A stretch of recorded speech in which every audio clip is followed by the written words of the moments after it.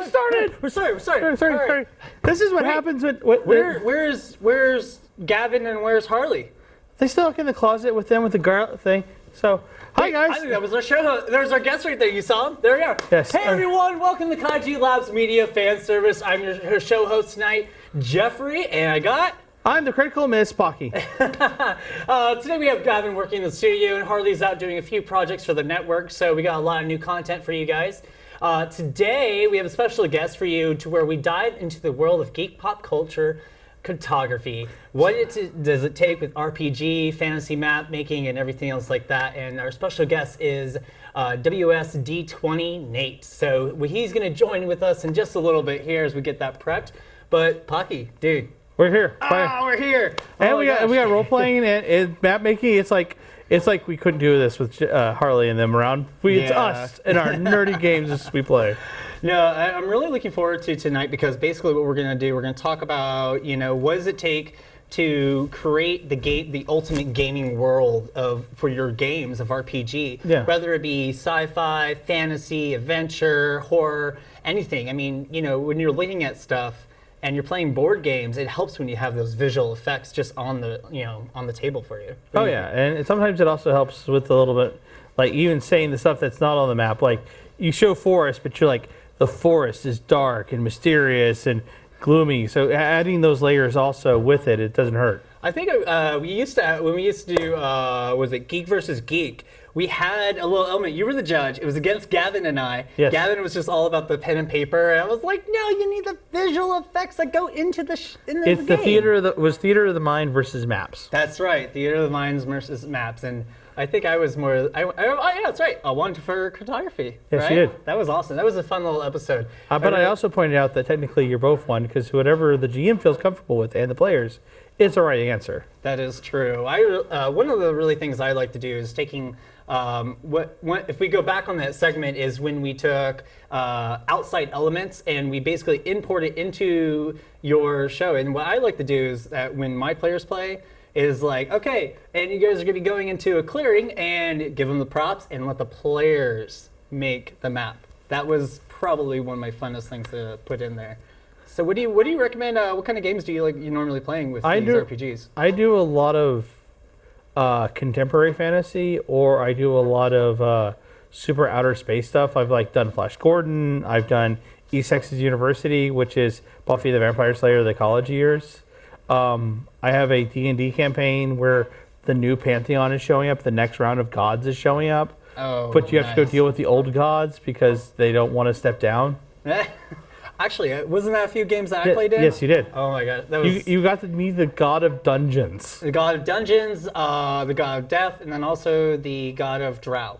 Yes, I remember that because that's how you introduced my character. And drow was I gotta come back to that game. It's been a while. I've just been busy with a lot of things going on. Yeah. So, anyways, guys, welcome to Fan Service. So, once again, I'm your show host Jeffrey. This is Pocky, and let's get this started. Let's get Nate on here. Nate, are you there? Hello. I am here. Hi, guys. Hey, what's up, man? It's good to see you and everything. So Nate here, he's WSD20. He is a famous YouTuber who does a lot of RPG fantasy map makings, and he's influenced the thousands of players out there. And I have to appreciate you, man, so much. I'm a huge fan. You know that. Been talking to you for some time now. I think I actually started talking to you on Twitter, and that's how I found you. And then I started watching your YouTube videos roughly about 3 to 4, probably about 4 years ago. And so tell us a little about yourself and how you got into this whole entire world of cartography. Yeah, cool. Well, thank you guys so much for having me, and thanks for your support and for being a part of the many who have watched my videos and enjoyed them.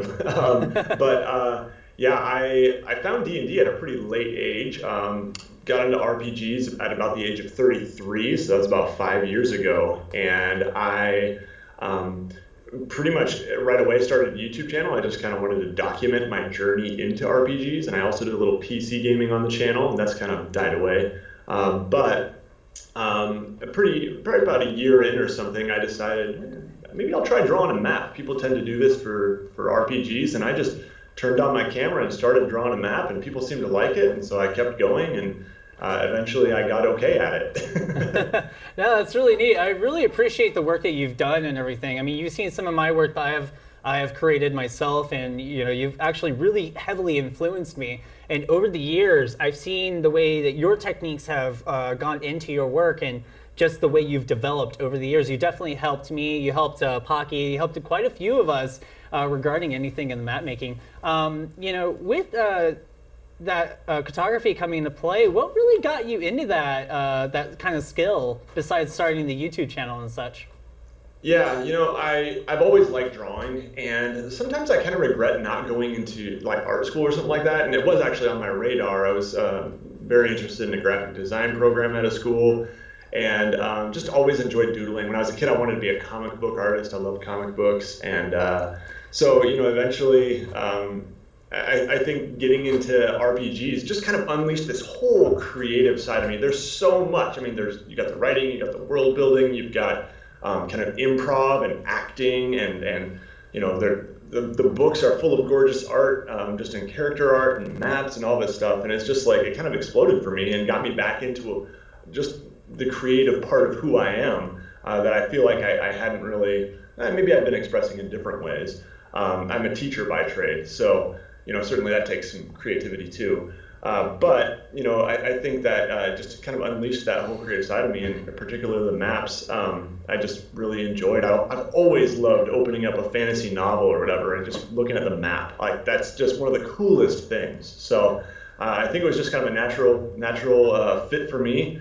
And fortunately, people liked what I do, and that just kind of kept me going. Once you experience success with something, you're just like, well, like that's kind of motivating. So with you said you get to open up.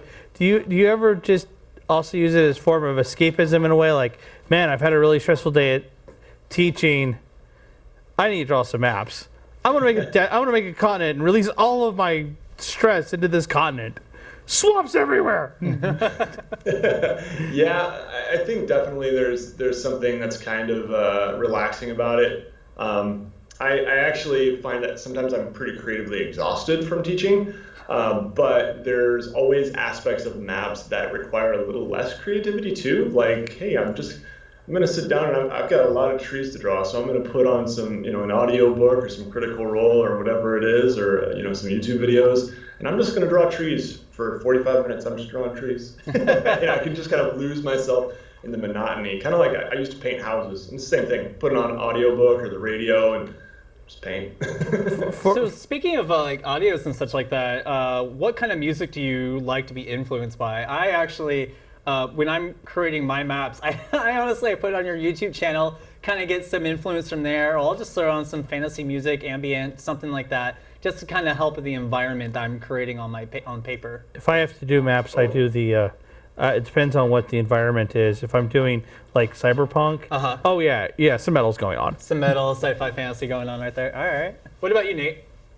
Yeah, I mean, I love one of my studies is the Conan soundtrack, Conan the Barbarian soundtrack. Yes. I mean, it's like a classic D&D soundtrack that a lot of people use. But yeah, I also really like the Mass Effect soundtrack. Actually, I listen to a lot of video game soundtracks. Nice. I usually one of my biggest influences is when I'm listening to synthwave. Some reason synthwave music, bringing back in the 80s and such, that kind of style just really gets me drawing. It's just very influential. Yeah. Power metal for me is a lot of times like Blood and the Beast and Ailstorm and all those guys. Ailstorm, I've seen them in concert so many times here in Austin. I want those guys to come back as soon as possible. So Nate, you always talk about Dungeons and Dragons and such on your YouTube channel, and you have a lot of books that you reference. Out of any of the Dungeons and Dragons books that you've really looked into, what is your favorite per se? Man, that is tough. Why don't you just ask what his favorite kids is? Oh gosh. It might actually not be a Dungeons and Dragons book per se, but okay. I really love the Pathfinder Game Mastery Guide, and I'm really excited to see Pathfinder 2e coming out here soon. What they do with that. I am very excited with Pathfinder, especially really like the amount of races that they really go into detail and what you can play and what you cannot. Just the monsters, everything. I really like the way that they imported a lot of that into their games. Yeah. Yeah. Another book I've really been digging lately is, I think I probably got about 6 months ago now, is Forbidden Lands. It's a Okay. European RPG, and the book is just like, I just love looking at the picture. I mean, for me, the RPG is about so much more than the rule system. Oh yeah. There's a whole experience. It's the art, it's the layout, it's the writing, it's the rule system, it's the character options, it's there's just so many parts of an RPG book from which I can derive pleasure. I always tell people that you can be an RPG. Someone's like, "Oh, I don't want to do RPG. I'm not a D&D fan." I'm like, well, do you want to be a college student in East Texas, or do you want to be an action movie star? I mean, there are so many systems and settings out there that you don't have to play D&D. You can play whatever you want.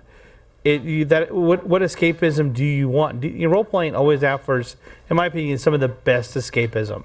Entirely. Yeah, absolutely. And I kind of struggle with that a little bit with trying to get my wife to play RPGs because she is not a geek. She's not into it. But part of it is because she's not into fantasy, and I just love fantasy. No. I grew up reading Tolkien. I love it. I'm such a nerd with all that. And so I kind of have a hard time, like I know that if I ever get her into it, it's going to need to be like a secret agent RPG. And they have those out there. It's going to have to be like something where she can play like, undercover CIA agent or something. Spycraft, Black Knight's agent, and I forgot what the other one was called. But yeah, those are two of them. Speaking Writing of these down. Okay. Black Knight's agent, by the way, you play supernatural creatures that work for the government to stop supernatural terrorists. interesting. Okay. Yeah, she wouldn't be into that. See, you've already gone too far. I know. Oh no. Yeah. Speaking of which, if you don't mind me asking, what does she think about all this? That you do all your cartography and everything else like that? Because I know you made this like pretty much into like a full-time job. You're posting videos all the time and showing more content and such. Like, how has that influenced your family? Yeah, it's been interesting, we'll say. She's I definitely, when I first got into it, like started Channel 5 years ago, I went in too hard and spent way too much time on it, and it really took away from the family, and I messed up, right? And so I definitely had some work to do, like earning her trust back. That like, no, I can do this, I can manage this in a way that I won't go overboard. And I think I've proven that to her, that I kind of have a schedule, and that's communicated very clearly. That's really important. It is not a full-time job for me. In fact, in terms of like income, it is like probably about I'm maybe a quarter of where I would need to be to replace my teaching income. So it's not sustainable. It's something that is just like you do for fun until and just odd hours of the night. So I'm working to make it that, so that I can have a normal life again. Because I don't want to give it up, because I really enjoy it, and other people seem to really enjoy it. So I'm working on it, and it's getting there. This year I am cutting back my teaching hours a little bit, so that will help. And yeah, we'll see where it goes. But she's on board now. She's like, no, she appreciates the money in the bank account. She appreciates I think the maps actually helped. Like when you can, like just talking about D&D and RPGs was kind of like, I don't get that. But when I can like, see, look what I did, I made this. Then she's like, that's cool. I noticed you have a lot of books behind you. Have you ever looked at a setting or a supplement and went, that night, you know what, I want to make another map for this. This is nice, but I want to do my own. You ever take your own map and go like, I can do this? I didn't quite hear you. Sorry. Sorry. When So I look like at one of the books on my shelf. Yeah, and have you ever looked at one of their maps and go, I could do better, or like that's how much they're bad. Or Like, you like want to influence your own technique into the game and yeah. such like that. Yeah. Yeah, so I have looked at books where I'm like, they really didn't do the right kind of map for this book. I had a couple of those, and I'm like, I wish they had let me do this, because my style, I feel like, fits this better. Like the Curse of Stroud or something. What's that? I said like the Curse of Stroud, which I feel like the map could be a little bit better. Yeah, I don't remember that one. Shoot. Well, no, that's really neat the way you kind of look at the stuff. You're like, all right, well, I'm looking like, say, okay, we're looking at this book. It's like, wow, that's actually a really neat little map. But I kind of want to do my own little storyline, and that's what I really like about RPGs. Like, normally you see a lot of things people say it's just guidelines, just use them as you want. and you can use the map to influence your game and so forth like that. But if like for me as a, if I'm a dungeon master or something, I really want to make my own map because I want to build my own world around the map that I'm making so the players can have more, fun versus, following a book's guide or something like that. Right, and yeah, and I think that's important, that they can see your fingerprints on it, and then you let them put their fingerprints on it too, you know what I mean? I think that's a huge part of the fun of the hobby. Oh yeah, just adding your own little quips, little things. Monsters. So you have, you have a family and everything else like that. What do your kids think of all this stuff that you do on an everyday basis around this whole entire cartography world? Yeah, so I mean, my kids are 10, 7, and 4, so pretty young yet. But my 10-year-old definitely is like, well, it's cool. I mean, he's wanted to be a YouTuber since he was like 6 years old. So my wife thinks that's a negative influence, and we just keep reminding him, okay, okay, you can have a YouTube channel someday. But yeah, I mean, it is cool that like my son will bring like a friend into the office, and I caught them getting fingerprints all over my silver play button last month. And I'm like, hey, what are you guys doing? And it's they enjoy it, and we play RPGs, and that's something that we have fun with. So I think it's definitely something I think has enriched my kids' lives, that they can see their dad like pursuing a dream. Yeah. B, they can have fun. I mean, I think they have more fun because I play games. They come in here, they look at the miniatures, and they get the dice, and they roll dice all over the place, and it's just like, sure kids, here, come in and play. That's really neat. I really like the influence that you've created around your family, and also our viewers and your viewers, and the influence that you have just done over time. I mean, if you think about that, that's like very overwhelming. Like, what do you think of everything you've accomplished? I mean, are you going to keep going with this and keep doing what you can do, and just like, have you ever met somebody and they just come up and told you like, thank you for doing this for us? I mean, other than yeah, go ahead. I said other than Jeffrey. It doesn't happen that often, and I try not to think about it that way, I guess. Very much. I just try to keep my head down and keep doing my thing. But it is really humbling, for sure. And I feel very privileged to be in the spot where I am. And I know there's a lot of room for growth, for sure. And I look forward to that. But yeah, I have had people here and there. People have come up to me in public. It doesn't happen very often. The weirdest one was like 3 years ago, when I probably had 20,000 subscribers at that point, maybe less. I didn't feel like I was that big yet. And there's some guy walk up to me at Lowe's as I'm buying like some drywall or something like that. It's like, are you on YouTube? And like, I was just like, whoa. That was the first one, and that one stuck with me. And it doesn't really happen that often.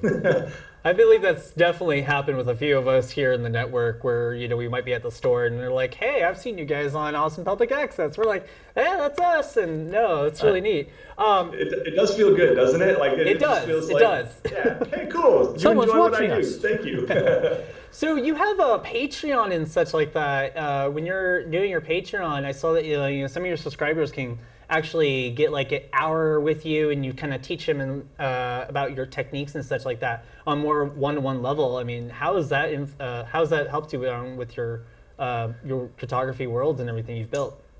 Yeah, I mean that's been really fun. I'm doing actually a session at my local convention, Grand Con, here in West Michigan, in I think it's like late August 31 or something like that. I'm doing like a map drawing session, just to help teach people how to draw maps, and that's something I think so far there's like 15 people signed up for it. I'm like, that's awesome, and there's probably going to be more. So I think doing the Patreon stuff has like kind of helped me. Like, okay, I can't just do this myself now. Like, I got to communicate how to do this to somebody else. I mean, obviously I do that in my videos too, but having that kind of actual interaction is really fun.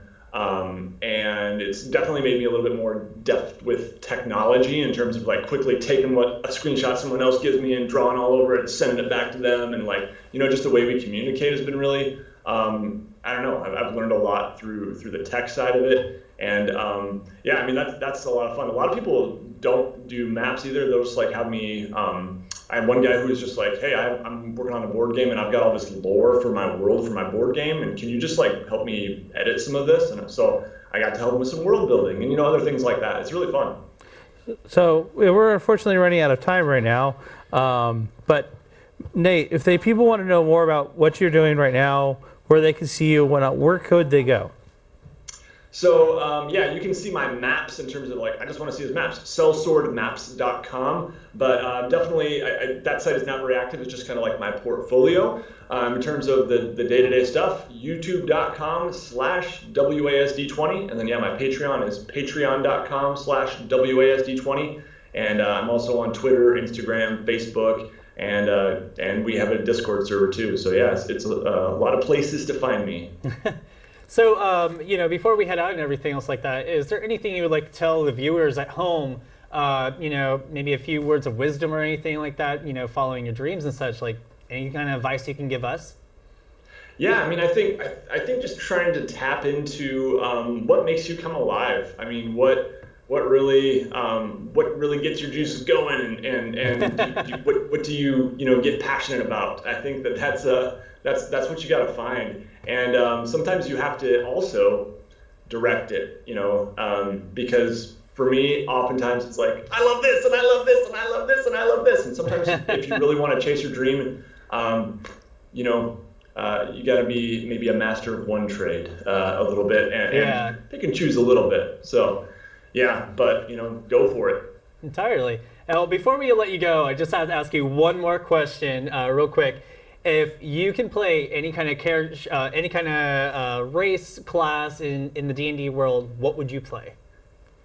Okay, I have not in a campaign played a bard yet, so that is definitely on my list. I want to play a bard. I've played bards in one shots, and I would probably choose. I'm gonna be all boring with this. I would probably just be like a human bard or maybe an elven bard. Darn. I am so boring with this. I do not like the gonzo. I'm not very exciting. I made a bard one time. His name was Ludwig Strauss Diven.